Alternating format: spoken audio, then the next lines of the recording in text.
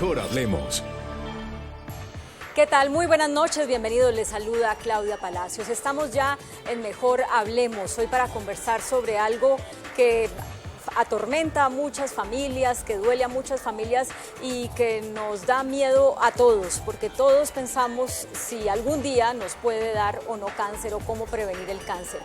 Para hablar de este tema nos acompaña la doctora Carolina Wiesner, que es la directora del Instituto Nacional de Cancerología. Buenas noches. Buenas noches, Claudia. Y también está con nosotros Hernando Mendivelso, que es el director de la Fundación Soraya Cuerpo y Alma. Bienvenido. Gracias, buenas noches. Bueno, les hemos hecho esta invitación porque hace unos días salió una columna del ex viceministro de Salud en el periódico El Tiempo, el ex viceministro Fernando Ruiz Gómez, que muestra cómo Colombia, según la publicación de Lancet, ha disminuido en la supervivencia que ofrece a los pacientes con cáncer. Y me pareció aterrador que hayamos disminuido, que no estemos avanzando. ¿Por qué ahora sobreviven menos los pacientes con cáncer en Colombia que antes, doctora? Bueno, uno frente a la realidad del cáncer y la manera como en Colombia lo estamos enfrentando puede ver el vaso medio vacío o medio lleno. Entonces yo diría que en los últimos 15 años, cuando se hace el análisis quinquenal de la supervivencia de los pacientes con cáncer, se ve una mejoría. O sea, en cáncer, el tratamiento de los pacientes con cáncer en Colombia sí ha mejorado. También es cierto que durante el último quinquenio, como él lo señala, se presentó una pequeña disminución y precisamente esos análisis de vigilancia de la supervivencia son los que deben generar estos espacios para identificar cuáles son las causas que determinan esa disminución en la supervivencia, y yo diría uno de los elementos es todavía nos falta mejorar la detección temprana del cáncer en aquellas patologías en donde esto es posible. Pero doctora, permítame, porque dice, nos falta mejorar la detección temprana, pero veníamos mejorando y en algún momento algo cambió, que empezamos a decrecer. Voy a poner las cifras para el contexto de la audiencia.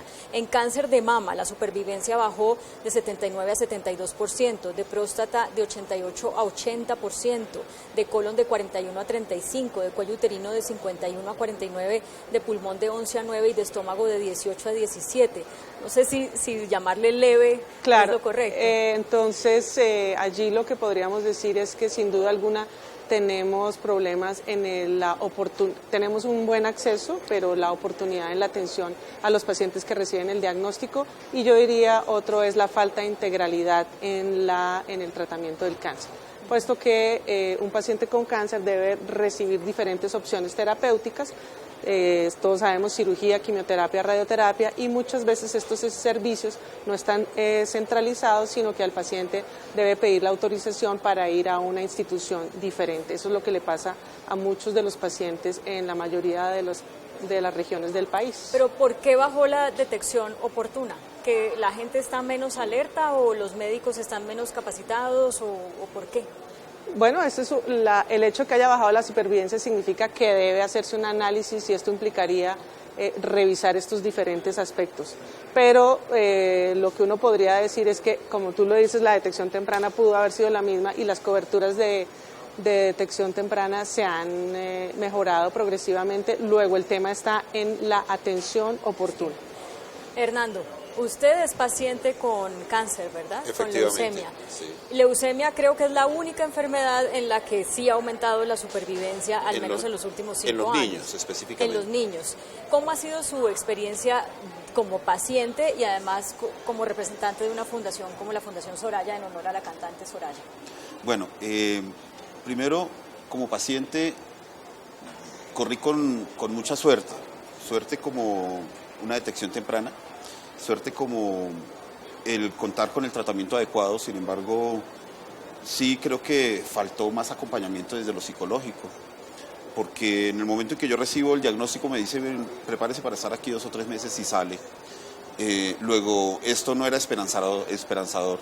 Sin embargo, los tratamientos y también creo que parte de la voluntad del paciente inciden en que uno pueda lograrlo. Eso fue hace ya 2007, es decir, 11 años. Y estamos acá. Como paciente uno se desgasta bastante con los trámites. La columna habla de la tramitología y es real. Esa tramitología hace que uno como paciente en ocasiones quiera desistir, porque son tratamientos en los que, como bien lo decía la doctora, tiene que buscar varias autorizaciones y no todas las autorizaciones van para el mismo lugar. Luego, dentro de una calidad de vida que se espera un paciente tenga, en ocasiones no está. ¿Y qué es lo que pasa? Usted, me imagino, doctora Carolina, ha tenido que ser parte de esas discusiones dentro del sistema de salud para tratar de hacerle la vida menos difícil a los pacientes con cáncer, porque algo como la tramitología no está superado. Bueno, yo diría que el Sistema General de Seguridad Social en Colombia está inserto dentro de la dinámica del mercado. Es decir, que para el tratamiento del cáncer en el mundo entero se sabe que debe haber una oferta organizada de servicios y digamos lo que en nuestro país el Ministerio de Salud no puede regular la oferta de salud porque estamos en la libre empresa y en la dinámica del mercado, entonces aparecen servicios oncológicos un poco autónomamente y lo que se requiere es que los centros, los servicios, todos los servicios que requiere un paciente con cáncer estén más o menos organizados y de manera accesible bajo un modelo de atención al paciente y realmente eso pues no es lo que ocurre en el país. Entonces este problema estructural y por otra parte son los aseguradores los que definen a qué lugar, por ejemplo, no necesariamente ellos autorizan que los procedimientos diagnósticos o terapéuticos se hagan en una misma institución, sino que autoriza una red que está por fuera, digamos, de la lógica de la ruta del paciente.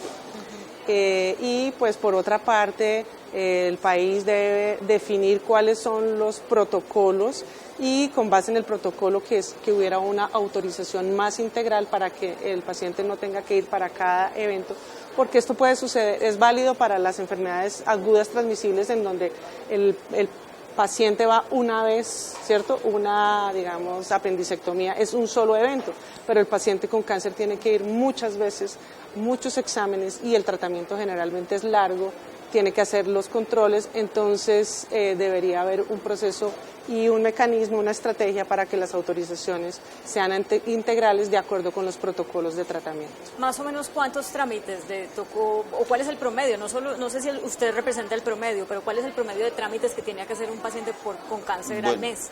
Depende, digamos, del estado en el que uno se encuentre. Cuando uno está en la parte inicial, pues obviamente que todo lo que tiene que ser los trámites de medicamento, los trámites del especialista, además porque se generan otro tipo de dolencias o de incomodidades en el paciente que hace que no haya que acudir únicamente al especialista, sino que hay que acudir a otros médicos. Voy a poner el ejemplo, clínica de dolor. Si digamos se genera una enfermedad alterna o por efectos del medicamento, entonces también hay que acudir a ella. Yo tuve el caso de, además de la esplenomegalia, tuve hepatomegalia. Luego, entonces también tuve que acudir a otros especialistas y ya digamos que con el tiempo, cuando ya la enfermedad se puede determinar como crónica, los trámites no dejan de ser 2 o 3 mensuales. O sea, entonces, cuando ya uno está bien. Si los puede hacer, sí, exacto, o si tiene quien lo ayude. No, pues. exacto, y pues hay un momento en el que también uno como paciente se cansa, la familia se cansa, y dentro del sistema de salud hay un aspecto que también es muy delicado, y es que si bien el sistema de salud reconoce al paciente, no reconoce al cuidador, y esto afecta muchísimo la calidad de vida, porque si yo no estoy en las condiciones de hacer los trámites, necesito que uno de mis cuidadores lo haga, pero mis cuidadores van a tener que pedir permiso en el trabajo, y ese permiso en el trabajo es un favor personal que haría la empresa, luego el sistema no lo está considerando. Una de las cosas que dice el doctor ex viceministro en su columna, el doctor Ruiz, es que entre las razones por las que ha bajado la supervivencia de los pacientes con cáncer en Colombia está que, palabras más, palabras menos, no hay centros especializados o no hay suficientes centros especializados. Y pone el caso de Bucaramanga, donde hay uno, pero que ni siquiera cubre las necesidades del sector. Usted me decía antes de comenzar la entrevista, doctora Carolina, que no comparte esa conclusión. Si uno observa la tendencia en el incremento en la supervivencia, el descenso que se observó en el último periodo no obedecería a disminución en los centros de radioterapia. Es cierto que el país no cumple, digamos, con los estándares internacionales en relación con el número de centros o de equipos de radioterapia para el número de pacientes y sin duda alguna, dado que la tendencia es creciente, vamos a tener que implementar nuevos centros de radioterapia. pero con implementar nuevos centros no necesariamente se van a resolver todos los problemas porque, como decíamos, se requiere disminuir la tramitología, garantizar la oportunidad y garantizar la integralidad. ¿Qué tan deficitario es el número de centros de radioterapia en Colombia y no sé si de oncólogos y oncólogas también? Sí, el doctor Ruiz menciona que debe calcularse por millón de habitantes, pero otro de los elementos, no es lo mismo tener una incidencia tan alta como en Francia, en donde la incidencia casi duplica a lo de Colombia. Entonces los centros de radioterapia se calculan de acuerdo con la incidencia de cáncer y los estudios muestran que puede haber entre 30 a 50 nuevos equipos de radioterapia y obviamente los proveedores de los equipos de radioterapia que venden los productos hablan de que se necesitarían 150. Entonces estamos en un rango bastante amplio en Colombia, de equipos nuevos de radioterapia. Entonces debemos hacer una evaluación juiciosa y tratar de superar ese déficit que sin duda alguna existe en el país. ¿Y en cuanto a oncólogos y oncólogas? Sí, tenemos déficit en especialistas en oncología. ¿Es para alguna de las patologías especialmente? Bueno, tenemos déficit de especialistas para tumores de cabeza y cuello y particularmente ese es como el déficit más grande. Sí. Y en casi todas las especialidades quirúrgicas y en oncología clínica. Usted mencionó hace un rato algo que me parece muy grave y lo dijo de una manera muy directa, es que el sistema de salud está enmarcado en el mercado y pues las EPS son las que determinan en dónde le puede prestar el servicio al paciente porque lo calculan en función de los costos de ese centro prestador de salud. En ese orden de ideas, con los costos que el cáncer acarrea para el sistema de salud público en general, ¿qué es lo que habría que hacer? ¿Regular a las EPS, obligarlas a cambiar la manera como están haciendo las autorizaciones o cuál es la propuesta? ¿Cómo lo ve usted? Pues yo diría que hay que ser más exigente o hay que, digamos, cambiar el enfoque. Yo diría que todavía tenemos el enfoque de las enfermedades agudas y los servicios de salud deben tener en cuenta las necesidades de los pacientes de las enfermedades crónicas. Solamente hasta hace muy pocas décadas se hizo visible el cáncer como un problema de salud pública porque antes eran muy pocos los casos, pero ahora son muchos los casos.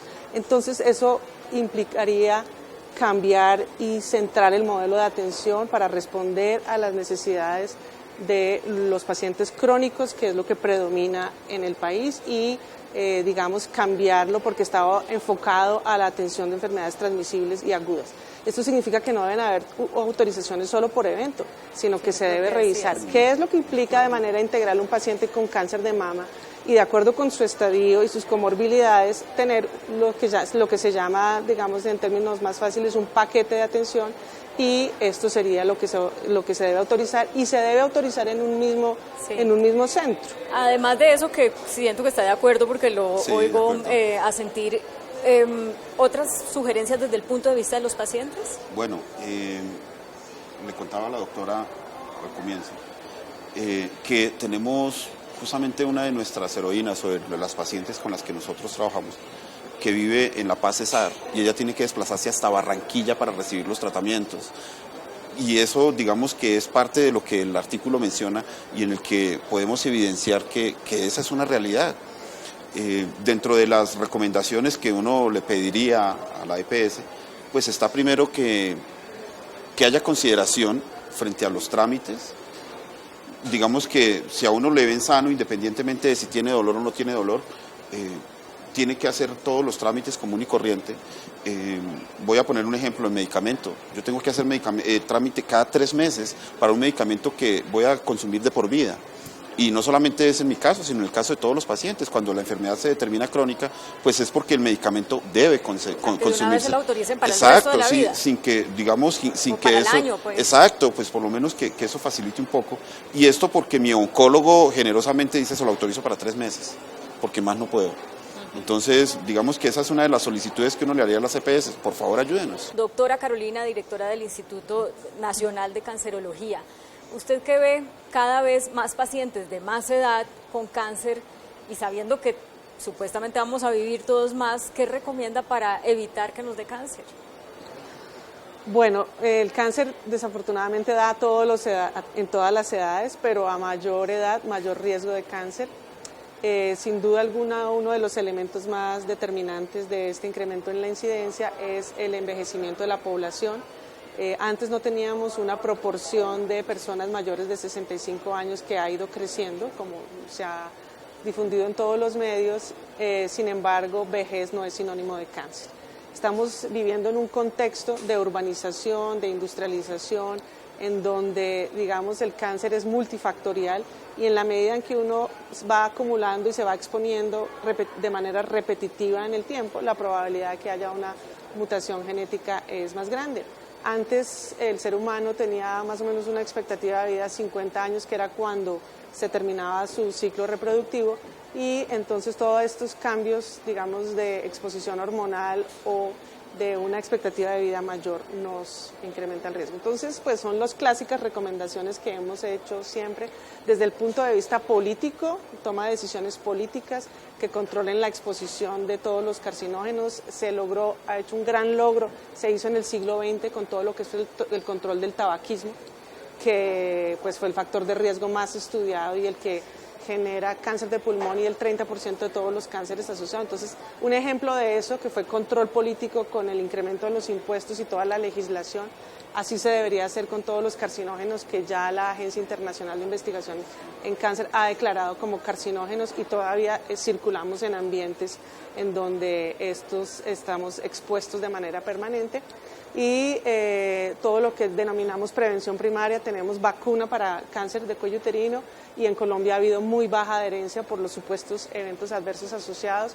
Entonces desarrollamos tecnologías, pero no las utilizamos. En el caso de la vacuna contra la hepatitis B, y como el cáncer es una enfermedad silenciosa, no produce signos ni síntomas, y el diagnóstico se da de manera, irrumpe en el espacio de la vida de una manera inverosímil para las personas. Entonces, en aquellas patologías en donde es posible detectarlo, pues que las mujeres y los hombres participen, como es, las mujeres ya pueden saber si están infectadas con el virus del papiloma humano, las mujeres que ya han tenido vida sexual, si tienen una infección por el virus después de los 30 años, eso significa que su riesgo de cáncer se ha incrementado, luego debe hacerse los exámenes diagnósticos, y todas las mujeres entre 25 a 65 y para el virus del papiloma a partir de los 30 años se pueden hacer estos exámenes, está dentro del plan.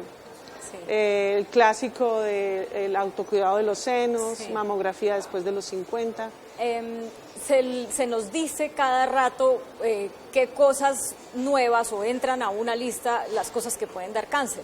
Entonces me acuerdo hace un par de años la OMS hablaba de el té o el café muy calientes, ¿no? Y hay gente que le encanta tomar las bebidas calientes.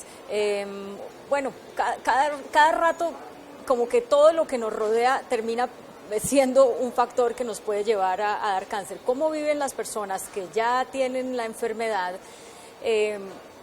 con respecto a las recomendaciones que les dan a los demás para evitar que pasen por el mismo camino? Bien, pues realmente creo que el que a uno le diagnostiquen cáncer, pues obviamente que hace que uno se enfrente a una realidad y que genera una ruptura de vida. Y eso hace que uno también asuma con responsabilidad su vida. Los hábitos sanos son fundamentales. Y si bien antes de ser diagnosticado tampoco tenía hábitos que no fuesen sanos, es uno mucho más responsable, mucho más cuidadoso. Frente a lo que le preguntaba a usted, Claudia, a la doctora, de qué recomendaciones, yo creo que la primera recomendación es la de generar cultura.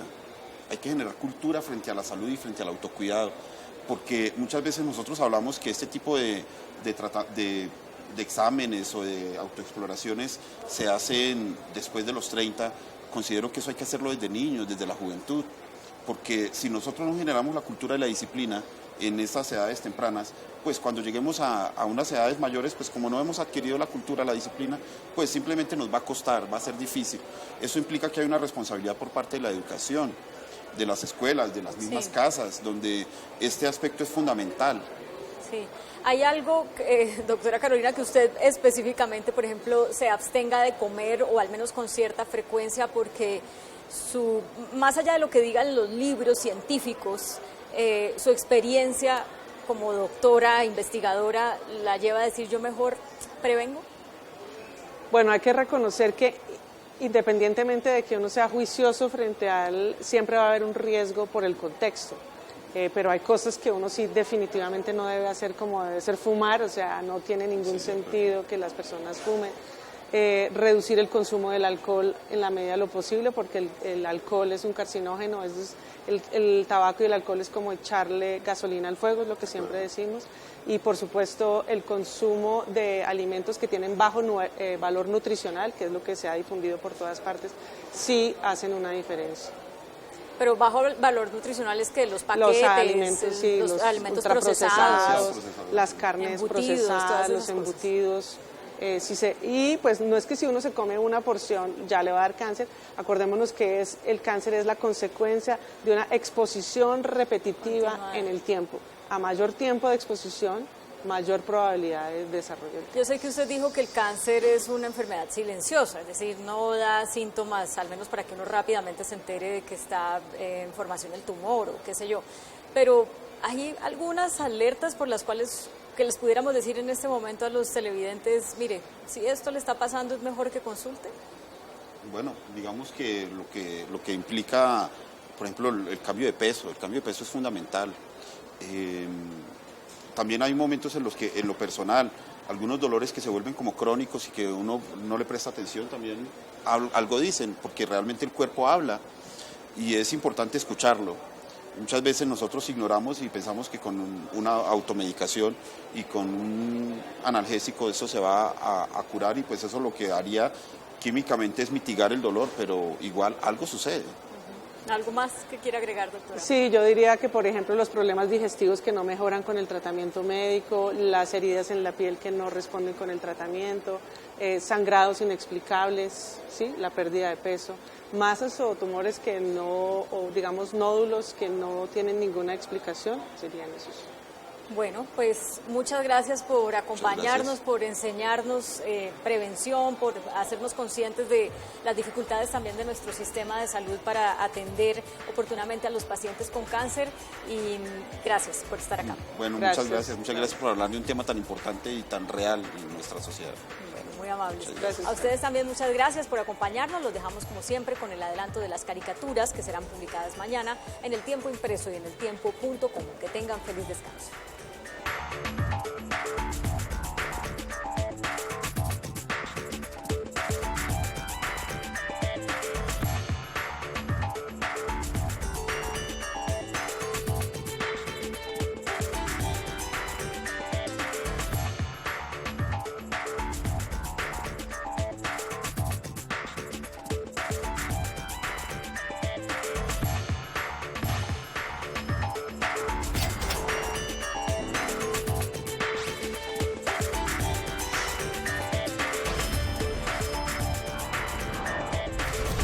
Mejor hablemos.